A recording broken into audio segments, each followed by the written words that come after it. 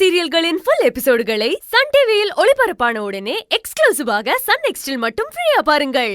உங்களுக்கு ஆம்பளை புள்ள பிறந்து எங்களுக்கு பொண்ணு பிறந்தா நிச்சயமா உங்க பையனுக்கு தான் எங்களோட பொண்ணை கட்டி கொடுப்போம்.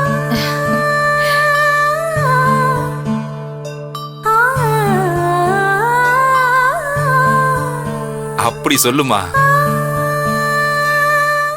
ஏங்க இத சொல்றதுக்கு ஏங்க யோசிச்சுட்டு இருக்கீங்க?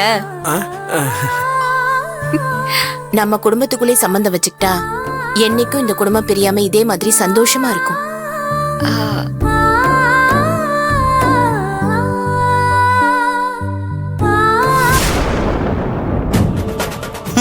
இன்னும் விதையே போடல, அதுக்குள்ள அறுவடை செஞ்சு ஏற்றுமதி இறக்குமதின்னு பேசி சிரிச்சுக்கிட்டு இருக்குதுங்க. விவசாயே இல்லை. இதெல்லாம் பார்க்கணும்னு நமக்கு தலையெழுத்து. இந்த சந்தோஷம் இந்த குடும்பத்துக்குள்ள என்னைக்குமே நிலைச்சிருக்கணும். இனிமே யாராலையும் எந்த பிரச்சனையும் வரக்கூடாது. என்ன கற்பகம் இப்படி பேசுற? குடும்பம்னு இருந்தா சின்ன சின்ன பிரச்சனைகள், பேச்சுவார்த்தையில வித்தியாசங்கள் எல்லாம் வரத்தான் செய்யும். என்ன ஒண்ணு, அதையெல்லாம் மனசுல வன்மமா வச்சுக்கிட்டு ஒருத்தருக்கு ஒருத்தர் மனஸ்தாபத்தோட இருக்கக்கூடாது. அதுதான் ரொம்ப முக்கியம். அது தாங்க நானும் சொல்றேன். குருவி கூடு மாதிரி இருக்கிற இந்த குடும்பம் மாப்பிள்ள சொன்ன மாதிரி தலைமுறை தலைமுறையா சந்தோஷமா இருக்கணுங்க. அம்மா, நிச்சயமா இனி ஒரு பிரிவு நம்ம குடும்பத்துக்குள்ள வரவே வராது. தைரியமா இருங்க.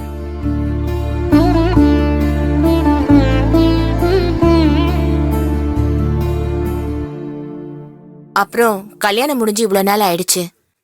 செல்விக்கும் கீர்த்திக்கும் தாலி பெருக்கி போடுற ஃபங்க்ஷன் வைக்கணும்.